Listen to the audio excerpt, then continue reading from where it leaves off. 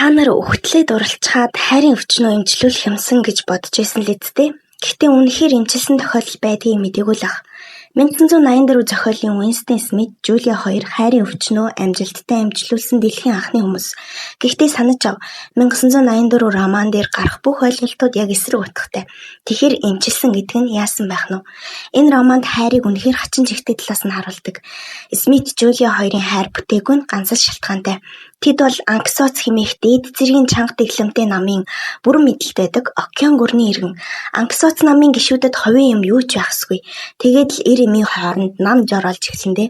Анксоц нам эхлээд чамаас хувийн өмчийг дээрэмдэн, дараа нь хувийн үзэл бодол, хувийн орон зай эрх чөлөөг дээрэмдэн.